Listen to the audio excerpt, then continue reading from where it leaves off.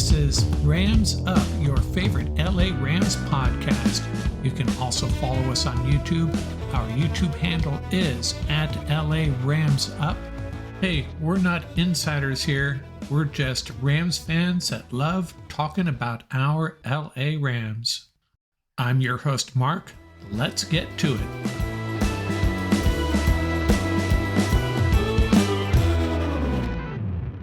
Welcome back, Ram fans. Episode 204 of Rams Up. We're going to continue our player focus series, getting into some wide receivers this time. Demarcus Robinson, Tyler Johnson, and seemingly everybody's second favorite Rams wide receiver these days, Lance McCutcheon. We're going to talk about all three of these guys because they could be fighting for a single or possibly two roster spots this coming training camp.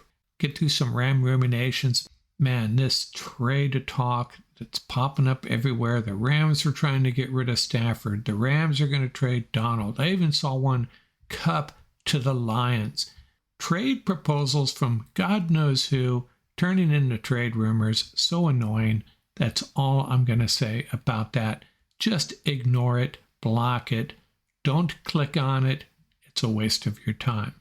And if you're a fan of Cooper Kupp, I think we all are, go to YouTube and search for Alex Rollins' video dedicated to Cooper Kupp and Kupp's, what Rollins calls his rule of threes, how he gets separation against NFL defensive backs. Highly entertaining. Check it out. Good stuff. Before we get to that player focus, I thought I would spend some time, a few minutes here, comparing the Rams' 53-man roster or potential 53-man roster to last year's 53 and make an assessment on whether various position groups have improved, stayed the same, or gotten worse. So let's walk through this. We'll start with the offense. Quarterback. Last year, Stafford, John Wolford, and Bryce Perkins. This year, Stafford, a healthy Stafford, Stetson Bennett, and Brett Ripien. I'm going to say this unit's improved for two reasons. Stafford is obviously healthy, and I already have much more faith in our two new backup quarterbacks than what it turned out we had last year. So quarterback and improvement. Running back, I think we're improved there too. Last year, Akers, Darrell Henderson, and Jake Funk, along with Kyren Williams. This year, Akers and Williams return, and we add Zach Evans and Sony Michel. I think that's a significant improvement. Darrell Henderson ended up disappointing. Jake Funk has moved on. Got to be hopeful that Zach Evans and Sony Michel can really bring something. Kyren Williams is still a little bit of an unknown, but overall, definitely an improved unit. Tight end. Well, last year we just had Higbee and Hopkins, and they both return. And I don't think Higbee was really 100% last year. And we also have Hunter Long and Davis Allen. I'm going to say this unit's pretty much the same. Could end up being better. We'll have to see, though. The wide receiver group, we had 7 on the roster last year. That includes 5 guys that are returning. Kupp, Jefferson, Atwell, Skowronek, and McCutcheon, although Jefferson was hurt. So now Jefferson comes back healthy. No more Allen Robinson, no more Brandon Powell, but we add Puka Nacua and potentially another wide receiver. We're going to get into that in the next segment. So overall, this unit's improved for two reasons. Van Jefferson's healthy, and I think our additions are an improvement over Powell and Allen Robinson, who we all know is quite a disappointment. Our offensive line. Well, we've added Avila, the rookie, second-round draft pick, and Logan Brust comes back healthy. The only loss is David Edwards. A lot of healthy guys coming back, including Noteboom, Brian Allen, Coleman Shelton's coming back, Rob Havenstein. Pretty good group and overall improved just based on, well, look at it this way. David Edwards moves on. Steve Avila and Logan Brust come into the fold, and a bunch of other guys that are really healthy as opposed to last year. Special teams, I'm going to have to say the special teams are worse. The loss of Matt Gay and Brandon Powell really hurt. Our new punter looks promising. I'll call that a wash right now. Could be an improvement. But 2 out of 3 positions we have to have a little bit of concern about. And we have a new long snapper. Not really concerned there, though. Now our defensive line, Donald Copeland and Jonah Williams return. We lose Greg Gaines and Ashawn Robinson. Kobe Turner and Bobby Brown are hopefully going to step in and fill a void there. And then who knows who that sixth defensive lineman will be. That's how many we carried at the start of the last season. 6 out of 53 were defensive linemen. So there's some unknowns here. Aaron Donald is still the core of this unit. But overall, the loss of Robinson and Gaines, there's no way you can say that this unit hasn't taken a hit and is worse off than last year, at least for now. As far as the edge, I am going to say we are worse off, but not as worse off as you might think. The loss of Floyd hurts, but nobody else that we lost is really contributing that much. Even Floyd was a little bit off for much of the year. Michael Hoyt comes back and a bunch of new guys. Hampton, Byron Young, Daniel Hardy, is he going to pitch in this year? But until we know better, we're going to have to say this unit is a little bit worse off than last year. Not as bad as you think, though.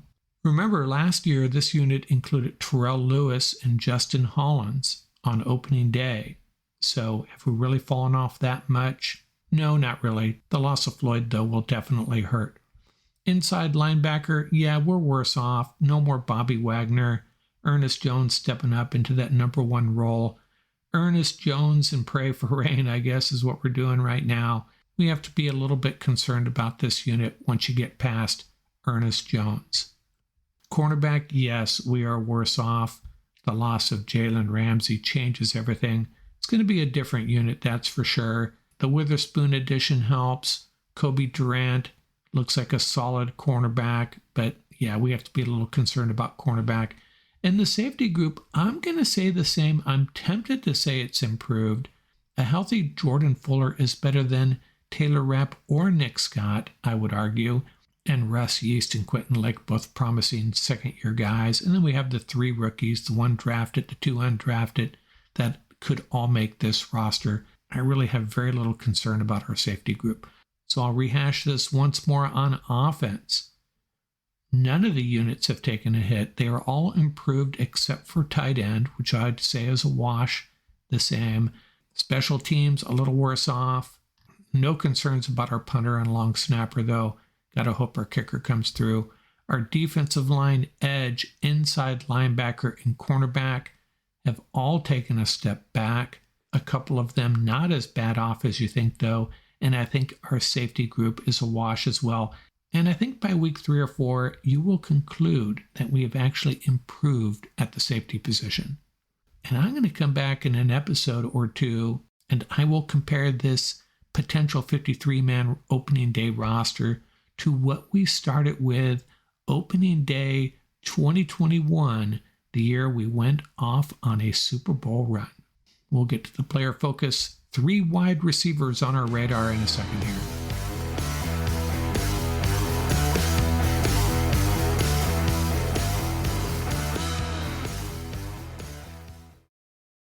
This is Mariah from Rams Up. Don't forget to like and subscribe. A few weeks out from training camp, and I am continuing my player focus series. We've talked about O'Shawn Mathis, Warren McClendon. Last episode, we talked about 3 defensive linemen fighting for a roster spot. And this episode, I'm going to talk about 3 receivers that may be fighting for the final spot on this roster. Let's kick this off by looking at the Rams' initial 53-man roster last year.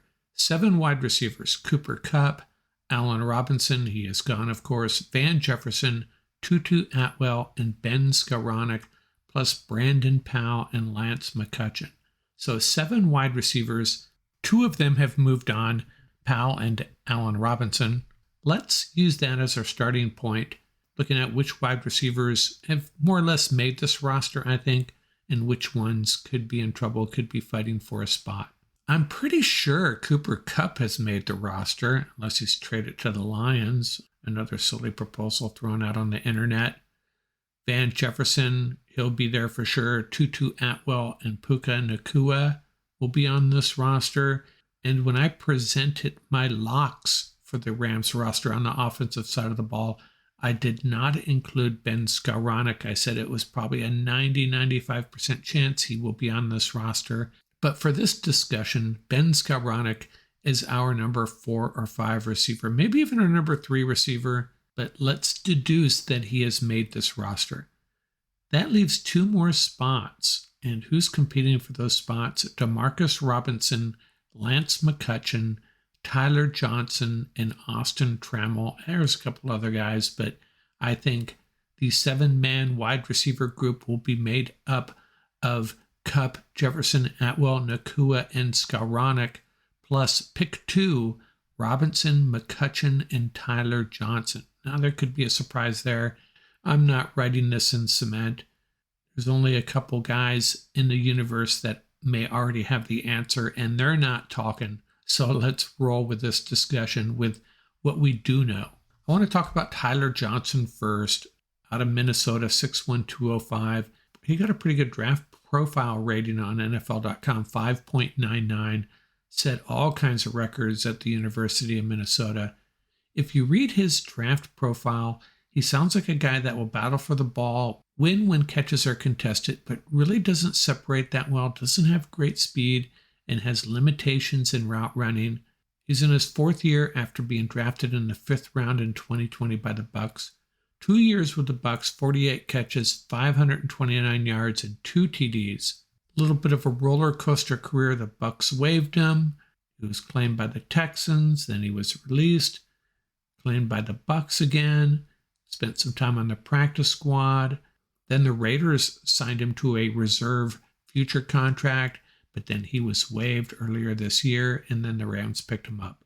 Lance McCutcheon out of Montana State, 6'3", 202, and I think he has a lot of similarities to Tyler Johnson as far as the profile goes. Similar size, a little bit taller than Johnson, grew up in Bozeman, Montana. As a high school senior, he caught 40 passes for 780 yards and 12 touchdowns, and also had 10 interceptions on defense. So he goes to Montana State. As a senior, he caught 61 passes for over 1,200 yards, scored 9 total touchdowns, all first team Big Sky Conference. So he's moving into his 2nd year, still looking for his first NFL catch.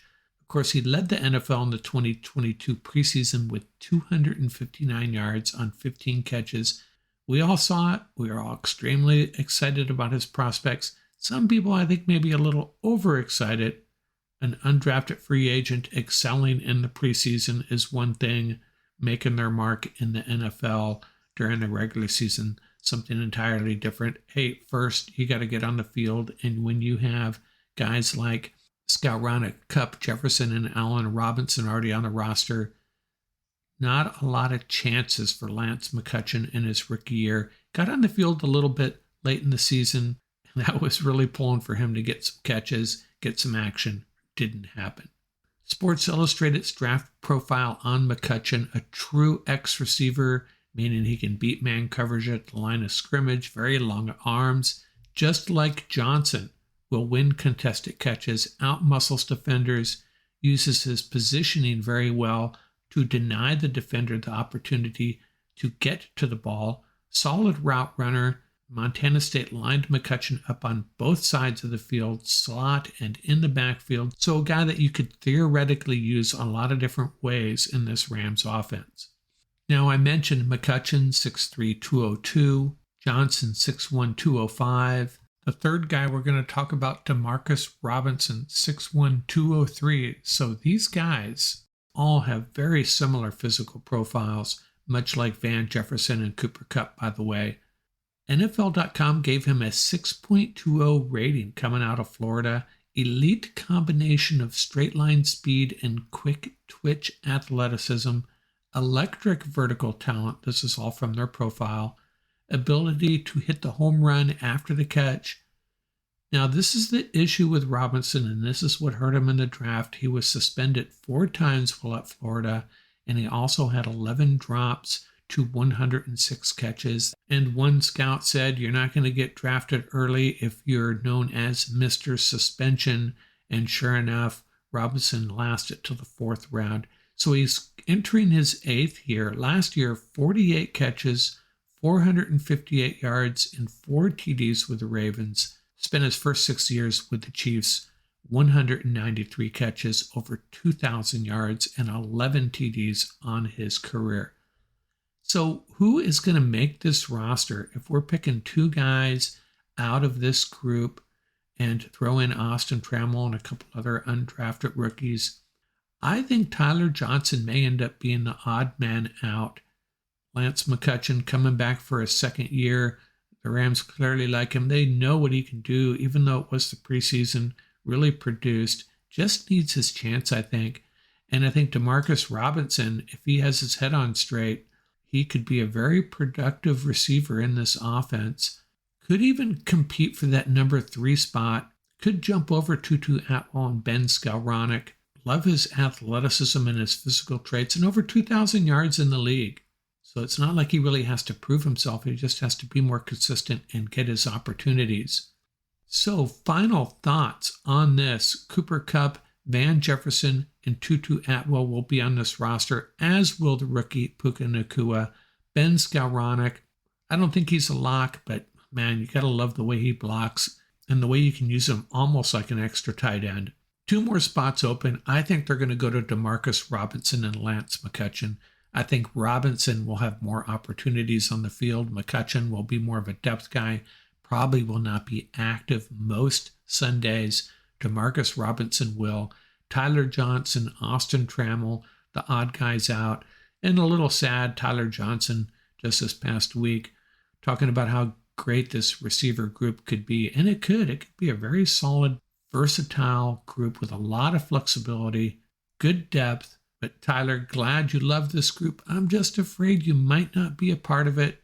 Could be wrong here. It's early. Training camp hasn't even started. I don't mean to count anybody out, but my money is on Robinson and McCutcheon over Trammell and Johnson at this point. We've got some more player focuses coming up. We're going to look at Jake Hummel, Christian Roseboom, another couple of guys that Ram fans probably are not as familiar with as they should be, with Bobby Wagner moving on. And I'm also going to talk a little bit about Sony Michel and a couple of these other running backs. Interesting running back room, a solid running back room, but just like the wide receiver group, some questions that we probably won't find the answer to for quite some time.